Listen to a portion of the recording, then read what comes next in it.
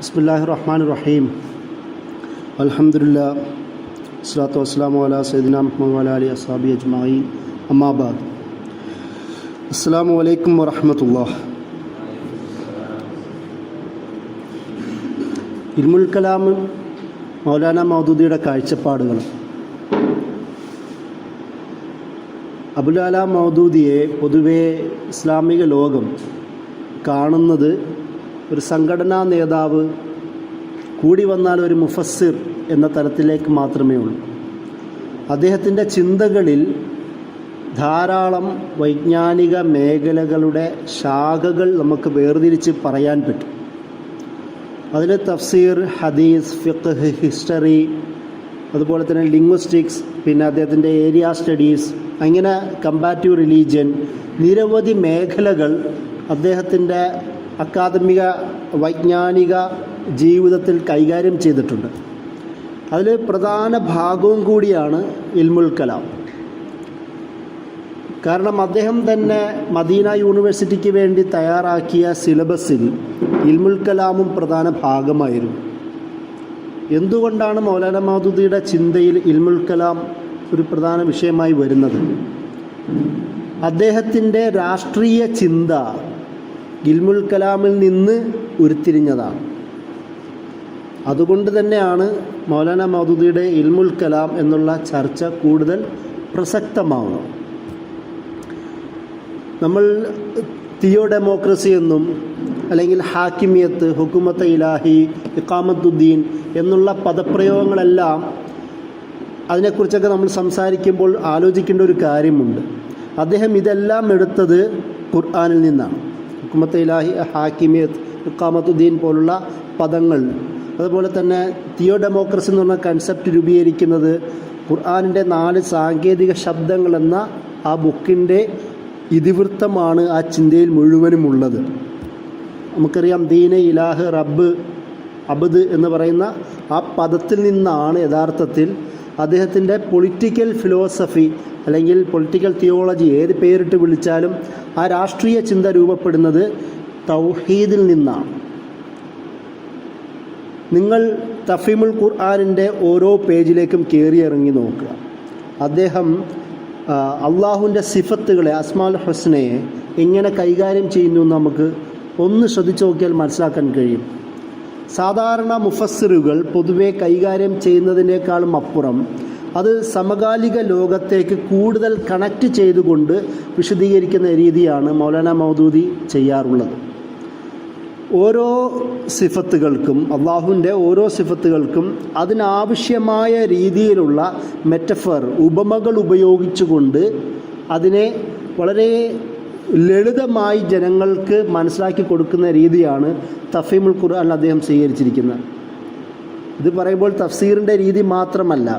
കാരണം നമുക്കറിയാം, മുത്തശാബിഹാത്ത്, മുഹ്കമാത്ത്, മുത്തശാബിഹാത്ത് എന്ന് പറയുന്ന ആൽ ഇംറാനിലെ ആയത്ത് പോലും ആ മുത്തശാബിഹാത്തുമായി ബന്ധപ്പെട്ട ചർച്ചകളിലെല്ലാം പൊതുവേ പണ്ഡിതന്മാർ സ്വീകരിച്ചിരിക്കുന്ന ഒരു നിലപാടെന്താണ്?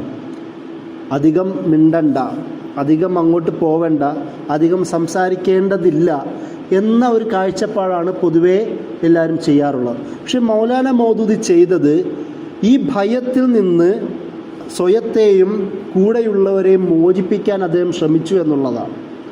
അതായത് മുത്തശാബിഹാത്തുമായി ബന്ധപ്പെട്ട ചർച്ചകളിലെ പ്രധാനമായും പണ്ഡിതന്മാർ പറയുന്ന പ്രധാനപ്പെട്ട ഒരു വസ്തുത, അത് ഇസ്ലാമിൻ്റെ ഹുദൂദുകൾക്ക് ഉള്ളിൽ നിന്നുകൊണ്ട് വ്യാഖ്യാനിക്കാം എന്ന ഒരു കാഴ്ചപ്പാട് പൊതുവേ മുന്നോട്ട് വെക്കാറുണ്ട്.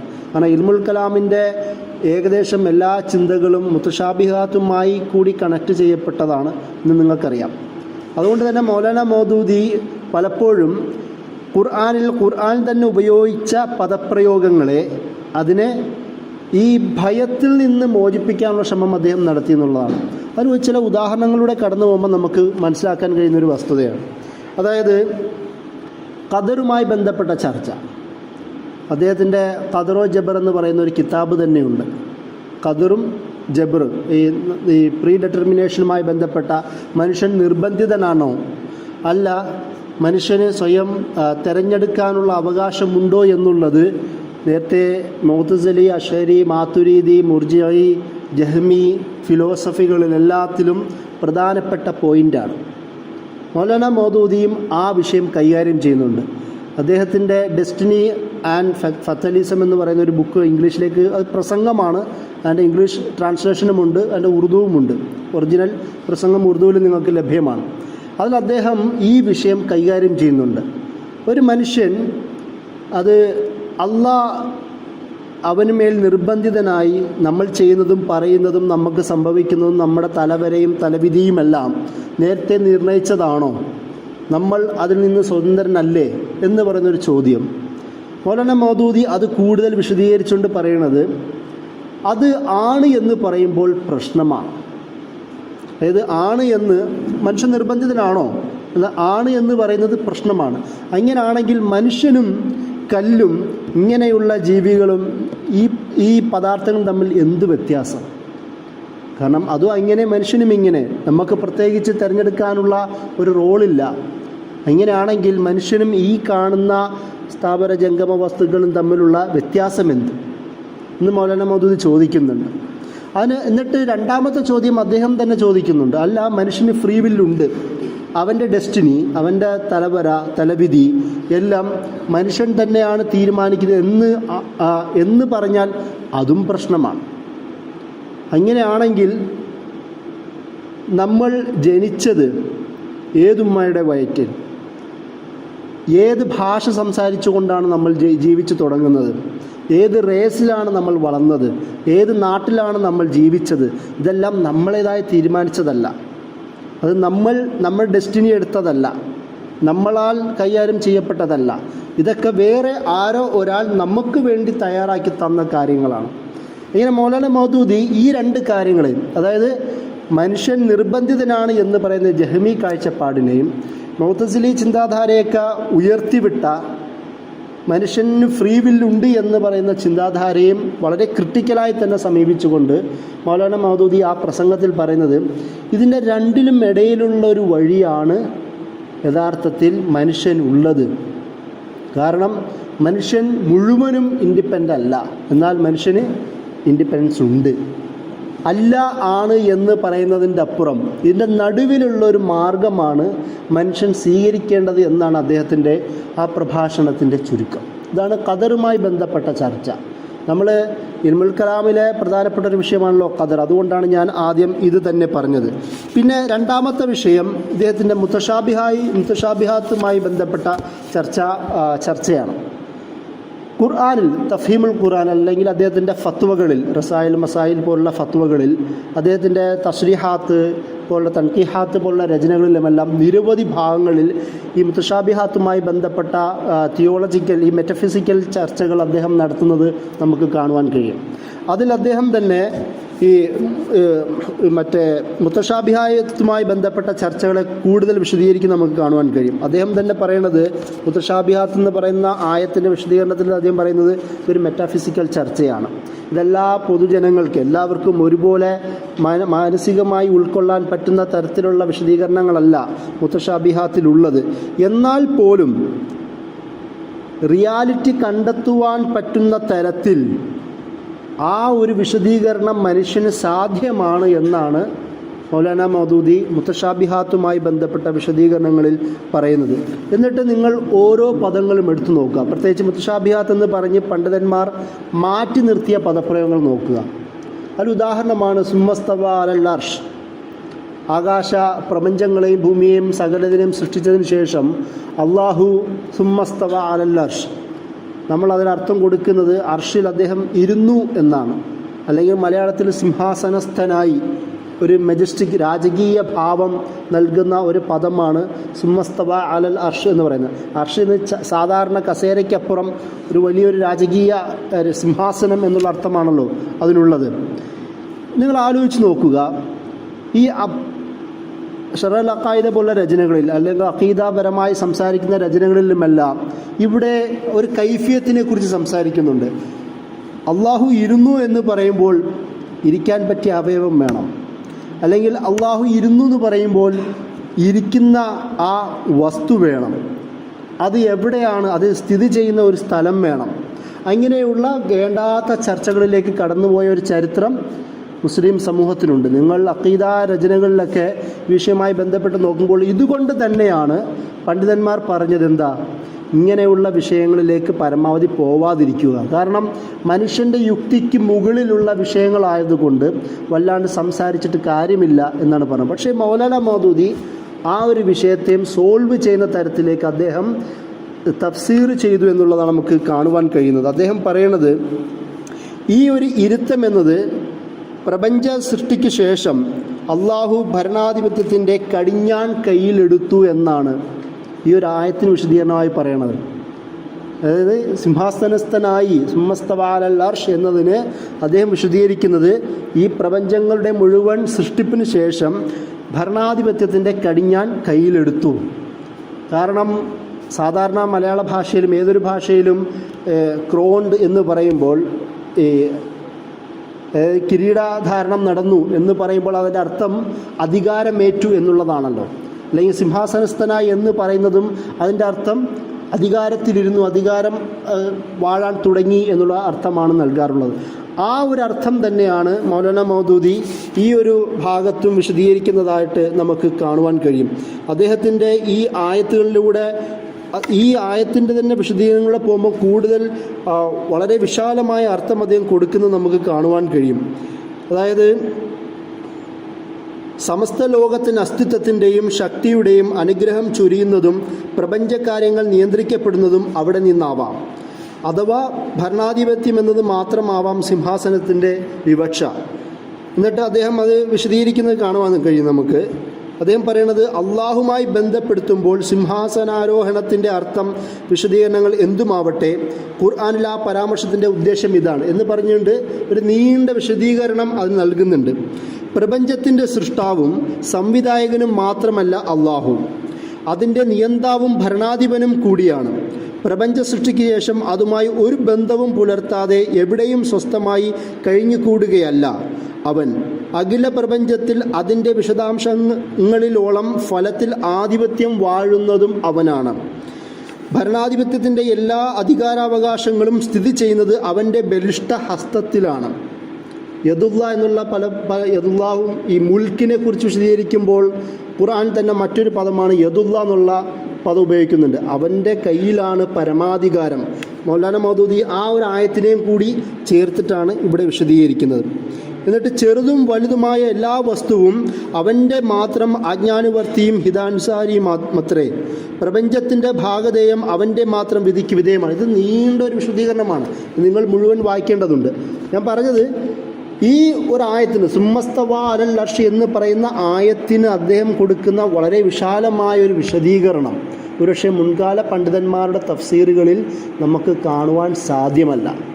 അതാണ് മൗലാന മൗദൂദിയും ഇങ്ങനെയുള്ള ആയത്തുകൾ വിശദീകരിക്കുമ്പോൾ മറ്റുള്ള പണ്ഡിതന്മാരും തമ്മിലുള്ള പ്രധാനപ്പെട്ട ഒരു വിശദീകരണം. ഞാൻ നേരത്തെ പറഞ്ഞതുപോലെ യദുല്ലായുമായി ബന്ധപ്പെട്ട യദുല്ലാ ഫൗക ഐദീഹിം, ഇവിടെ ഈ ബൈഅത്തുമായി ബന്ധപ്പെട്ട ചർച്ചയാണ് നടക്കുന്നത്. സൂറത്തുൽ ഫതഹിലെ 10-ാമത്തെ ആയത്താണത്.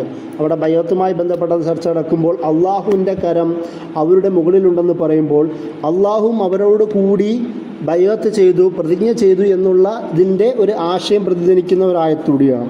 ഞാൻ നേരത്തെ പറഞ്ഞ ബി യദിഹിൽ മുൽക്ക്, അവൻ്റെ കരങ്ങളിലാണ് അധികാരമെന്ന് പറയുമ്പോൾ പ്രപഞ്ചത്തിൻ്റെ ആധിപത്യം അള്ളാഹുവിൻ്റെ കയ്യിലാണ് എന്നാണ് മൗലാന മൗദൂദി അതിനെ വിശദീകരിക്കുന്നത്. കാരണം നമുക്കറിയാം മൗലാന മൗദൂദിയുടെ ചിന്തകളിലെല്ലാം ഒരു സോഷ്യോ പൊളിറ്റിക്കൽ ഡൈമെൻഷൻസ് ഉണ്ട്. അദ്ദേഹത്തിൻ്റെ ആയത്തുകളുടെ വിശദീകരണം, ഹദീസിൻ്റെ വിശദീകരണം, ചരിത്രത്തിൻ്റെ വിശദീകരണം, എല്ലാത്തിലും ഒരു മുസ്ലിം അധികാരത്തിൻ്റെ നിലനിർപ്പിന് വേണ്ടിയിട്ടുള്ള ചിന്തകൾ നമുക്ക് കാണുവാൻ കഴിയും. അതെല്ലായിടത്തും അദ്ദേഹം അതേപടി നിലനിർത്തുന്നത് കാണുവാൻ കഴിയും. അതാണ് അദ്ദേഹം ബി യദിഹിൽ മുൽക്ക് എന്ന് പറയുന്ന മുൽക്കിലെ 1-ാമത്തെ ആയത്തിൽ പോലും പ്രപഞ്ചത്തിൻ്റെ അധികാരം, പരമാധികാരം എന്നൊക്കെയുള്ള വിശദീകരണങ്ങൾ അവിടെ ഉപയോഗിക്കുന്നത് കാണുവാൻ കഴിയും.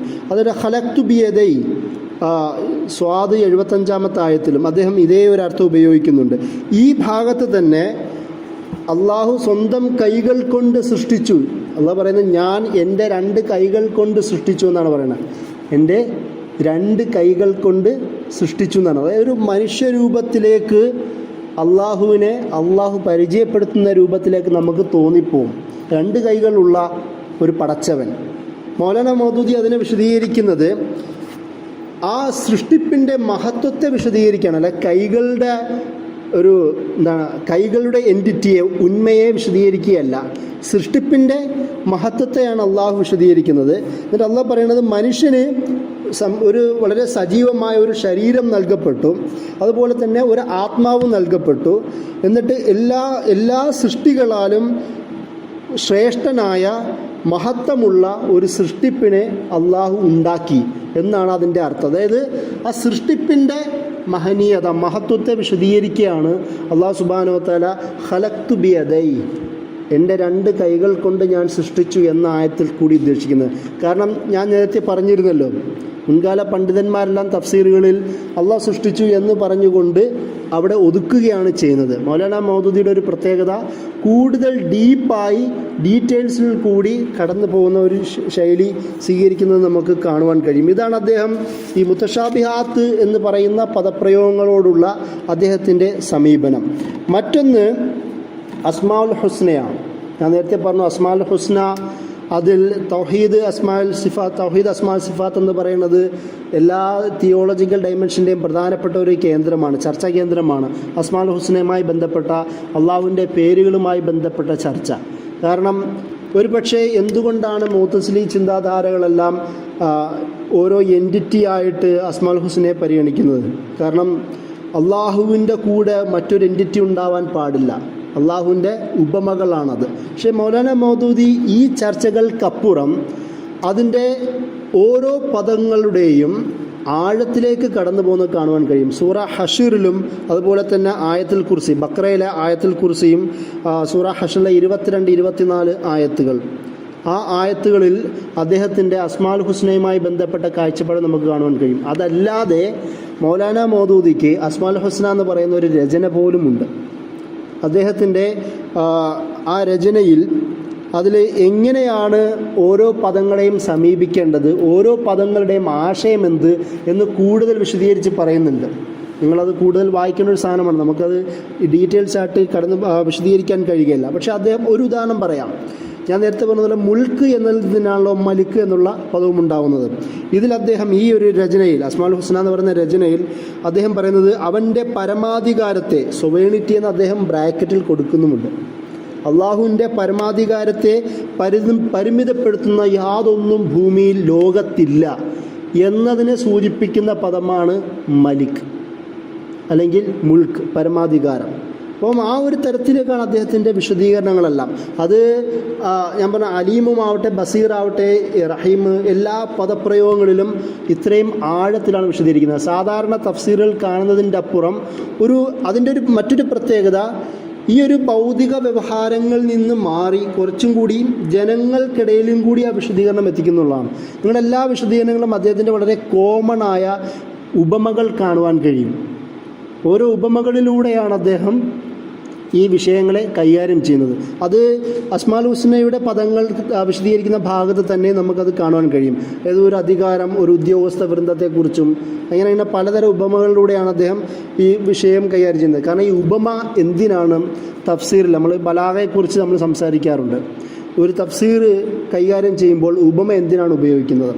കാരണം കൂടുതൽ വിശദീകരിക്കേണ്ടതില്ല എന്ന് പറഞ്ഞ് നിർത്തിയ സ്ഥലത്ത് നിന്ന് മൗലാന മൗദൂദി ഉപമകളിലൂടെ കൂടുതൽ വിശദീകരണങ്ങളിലേക്ക് പോയി എന്നുള്ളതാണ് ഇദ്ദേഹത്തിൻ്റെയും ബാക്കിയുള്ളവരുടെയും വ്യത്യാസമെന്ന് ചൂണ്ടിക്കാണിക്കാൻ വേണ്ടിയിട്ടാണ് ഞാനിത് പറഞ്ഞത്. മറ്റൊന്ന്, ഇൽമുൽ കലാമിൽ ഞാൻ ആദ്യം പറഞ്ഞു വെച്ചൊരു കാര്യമുണ്ട്. ഇദ്ദേഹത്തിൻ്റെ തിയോളജിക്കൽ അല്ലെങ്കിൽ പൊളിറ്റിക്കൽ ഫിലോസഫി രൂപപ്പെടുന്നത് ഇൽമുൽ കലാമിൽ നിന്നാണ്. അതിന് കാരണം ഇലാഹ്, ഖാലിഖ്, അതിൻ്റെ കൂടെ തന്നെ മാലിക് അല്ലെങ്കിൽ മലിക്, ഈ പദപ്രയോഗങ്ങളുടെ വിശദീകരണം ഒരു പക്ഷേ അദ്ദേഹത്തിൻ്റെ പൊളിറ്റിക്കൽ ഫിലോസഫിയിലേക്ക് കൊണ്ടെത്തിച്ചു എന്നുള്ളതാണ്. അതുകൊണ്ടാവാം ഒരുപക്ഷേ ഷെയ്ഖുൽ ഇസ്ലാം ഇബ്നു തൈമിയ തൗഹീദുർ റുബൂബിയ്യ, തൗഹീദുൽ ഉലൂഹിയ്യ എന്ന് പറയുന്ന വിശദീകരണങ്ങൾ പറയുന്നത്. പക്ഷേ മൗലാന മൗദൂദിയുടെ കാലത്തേക്ക് എത്തുമ്പോൾ ആ ഇൽമുൽ കലാമിൻ്റെ ചർച്ചകൾ മൂപ്പർ തൗഹീദുൽ റുബൂബിയ്യ എന്നതിനേക്കാളും കുറച്ചും കൂടെ മാറ്റി ആധുനിക പദാവലികളെ ഉപയോഗിച്ചു എന്നുള്ളതാണ്. അതുകൊണ്ടാണ് അദ്ദേഹം തിയോളജി എന്നുള്ള പദം കൈകാര്യം ചെയ്യുന്നത്. കാരണം തിയോളജി എന്നുള്ളത് ഒരു തരം ഈ പുരോഹിത വർഗത്തിൻ്റെ അധികാര ലോകത്തെക്കുറിച്ചിട്ടാണ് തിയോളജി എന്നൊക്കെ പൊതുവെ സംസാരിക്കാറുള്ളത്. പക്ഷേ മൗലാന മൗദൂദി എന്താ വെച്ചാൽ തിയോ ഡെമോക്രസി എന്നുള്ള പദം പരിചയപ്പെടുത്തി. അത് രൂപപ്പെടുത്തി എവിടെ നിന്നാണ്? ഡെമോക്രസി എന്നുള്ള ആശയം രൂപപ്പെടുന്നത് ഷൂറ എന്നുള്ള കൺസെപ്റ്റിൽ നിന്നാണ്. ഷാബിർഹും ഫിൽ അമ്ര അമ്രും ഷൂറ ബൈനഹും എന്നുള്ള ആശയത്തിൽ നിന്ന് ഡെമോക്രസി എന്നുള്ള ഒരു ആശയത്തിലേക്ക് കണക്ട് ചെയ്യുന്നു. അതുപോലെ തന്നെ ഖിലാഫത്ത്, ഹാക്കിമിയത്ത്, ഇഖാമത്തുദ്ദീൻ എന്നുള്ള പദങ്ങൾ ഉപയോഗിച്ചുകൊണ്ട് തിയോ എന്ന പദത്തിലേക്കും അദ്ദേഹം കണക്ട് ചെയ്യുന്നു. ഇത് മുൻകാലങ്ങളിൽ ഈ പദാവലികൾ അല്ലെങ്കിൽ ഈ തരത്തിലുള്ള ചിന്തകൾ ആരും സ്വീകരിച്ചിരുന്നില്ല.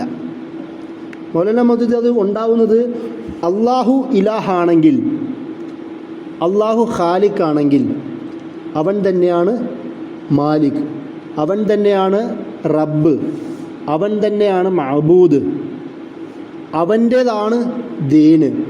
അപ്പോൾ അവൻ്റേതാവണം ഭരണം, അവൻ്റേതാവണം നിയമം.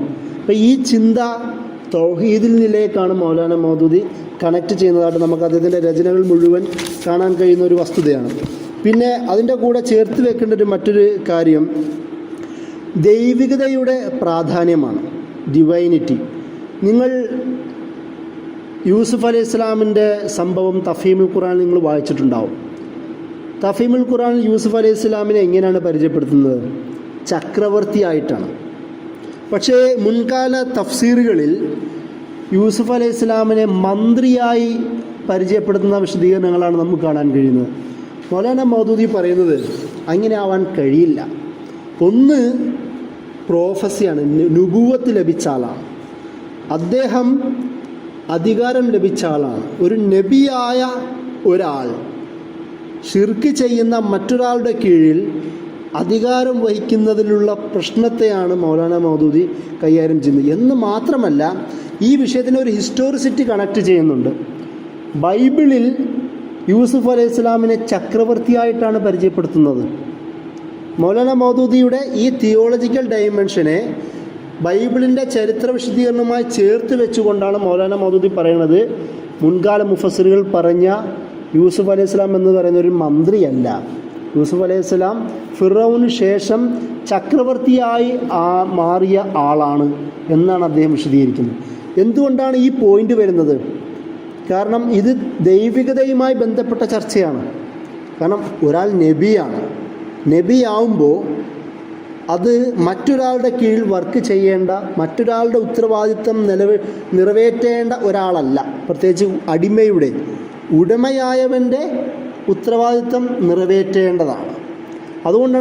അതുകൊണ്ടാണ് മൗലാന മൗദൂദി ആ ഒരു വാദം ശക്തമായി പറയുകയും അതിന് ബൈബിളിൽ നിന്ന് തെളിവെടുത്തുകൊണ്ട് പ്രവാചകത്വം എന്ന ദൈവികതയുടെ കണക്ഷനെ വിശദീകരിക്കുകയും ചെയ്യുന്നത്. ഇതെന്തുകൊണ്ടാണ് ഞാൻ പറഞ്ഞല്ലോ, ഇപ്പോൾ നുബുവത്ത് എങ്ങനെയാണ് ഇൽമുൽ കലാമുമായി ചർച്ച ചെയ്യപ്പെടുന്നത് നിങ്ങൾ ആലോചിക്കേണ്ട ആവശ്യമില്ല, പ്രയാസമുള്ള കാര്യമൊന്നുമില്ല. കാരണം അത് വഹിയുമായി ബന്ധപ്പെട്ട വിഷയമാണ്, വഹി അള്ളാഹുമായി ബന്ധപ്പെട്ട വിഷയമാണ്. അപ്പോൾ വഹീൻ്റെ വാഹകനാണ് നബി. അതുകൊണ്ടാണ് ഞാൻ അങ്ങനെ അതിനെ കണക്ട് ചെയ്തത്. അതുകൊണ്ട് തന്നെയാണ് നമ്മൾ ഒരുപക്ഷെ നിങ്ങൾ കാണാൻ കഴിയും എല്ലാ നബിമാരും പ്രവാചകരല്ല, എന്നാൽ എല്ലാ നബിമാരും റസൂലുകളല്ല, എന്നാൽ എല്ലാ റസൂലും നബിയാണെന്ന് പറയുന്ന അക്കീദയിൽ തന്നെയുള്ള പ്രധാനപ്പെട്ട ഒരു ചർച്ചയാണ്. നുബുവത്ത്, റിസാലത്ത് അക്കീദയിലെ പ്രധാന വിഷയമാണ്. അതുകൊണ്ടാണ് മൗലാന മൗദൂദി ഇതും ഇൽമുൽ കലാമിലേക്ക് കണക്ട് ചെയ്തുകൊണ്ട് സംസാരിക്കുന്നത്. പിന്നെ മറ്റൊരു പ്രധാനപ്പെട്ട വസ്തുത ഞാൻ നേരത്തെ പറഞ്ഞതുപോലെ ദീന്, ഇലാഹ്, അബ്ദ്, റബ്ബ്. റബ്ബിനെ ഒരുപക്ഷെ തഫ്സീറുകളിൽ അദ്ദേഹത്തിൻ്റെ ഏറ്റവും കൂടുതൽ വിവാദപരമായ വിഷയത്തിലേക്ക് കൊണ്ടെത്തിച്ചത് റബ്ബ് എന്നുള്ള വിശദീകരണമാണ്. ഇബാദത്തിനെ കുറിച്ച് മുൻകാല പണ്ഡിതന്മാരൊക്കെ പറഞ്ഞിട്ടുണ്ട്. പക്ഷേ റബ്ബിനെ അദ്ദേഹം എന്ത് ചെയ്തു? ഇബ്നു തൈമിയ്യയ്ക്ക് ശേഷം ഒരുപക്ഷെ കൂടുതൽ വിശദീകരിച്ചത് മൗലാന മൗദൂദിയാണ്. അതുകൊണ്ട് തന്നെയാണ് ആ റബ്ബിൽ നമുക്കറിയാം നിയന്താവ്, പരിപാലകൻ, യജമാനൻ, സംരക്ഷകൻ, ഒരുപാട് അർത്ഥത്തിലേക്ക് അദ്ദേഹം അതിനെ വിശദീകരിക്കുന്നുണ്ട്. ഈ ഒരു പദാവലികളുടെ വിശദീകരണവും അത് അന്നത്തെ ഇന്ത്യയിലെ ഒരു മുസ്ലിം മതകീയ ചർച്ചകളിലേക്ക് കൊണ്ടുവന്നതും അതിൽ നിന്ന് അദ്ദേഹത്തിൻ്റെ ഒരു പൊളിറ്റിക്കൽ ഫിലോസഫി രൂപീകരിച്ചതുമെല്ലാം മൗലാന മൗദൂദിയുടെ ഇൽമുൽ കലാമുമായി ബന്ധപ്പെട്ട ചർച്ചകളിലെ പ്രശ്നങ്ങൾക്ക് തുടക്കമിടുകയാണ് ചെയ്തത്. എങ്ങനെയാണെന്ന് വെച്ചാൽ നിങ്ങൾ ഒരുപക്ഷെ സലഫി വെബ്സൈറ്റുകൾ നോക്കുകയാണെങ്കിൽ, അല്ലെങ്കിൽ ഈ അഹ്ലെ ഹദീസ് വെബ്സൈറ്റിൽ നോക്കുകയാണെങ്കിൽ മൗലാന മൗദൂദിയുടെ ഇൽമുൽ കലാമിലെ പൊള്ളത്തരങ്ങൾ, മൗലാന മൗദൂദിയുടെ ഇതേപോലെ അഖീദയിലുള്ള പ്രശ്നങ്ങൾ എന്ന് പറഞ്ഞുകൊണ്ട് നീണ്ട സംവാദങ്ങളും തർക്കവിതർക്കങ്ങളും കാണുവാൻ കഴിയും. ഞാൻ ഈ പറഞ്ഞതിൻ്റെ മുഴുവനും എതിർക്കുന്ന രേഖകളും പ്രസംഗങ്ങളുമായിരിക്കും അതിൻ്റെ അകത്തുണ്ടാവുക. കാരണം ഇത്രയും വിവാദമുണ്ടാക്കാൻ കാരണം മൗലാന മൗദൂദിയുടെ ചിന്തകൾ അത്രത്തോളം എഫക്റ്റ് ചെയ്തു എന്നുള്ളതാണ് അതിൻ്റെ ആശയം. ഞാൻ ഇത്രയും പറഞ്ഞുകൊണ്ട് ഈ ചെറിയ വർത്തമാനം നിർത്തുകയാണ്. ഇൻഷാ അല്ലാഹ് നമുക്ക് ചർച്ചകളിലേക്ക് കടക്കാം. അസ്സലാമു അലൈക്കും.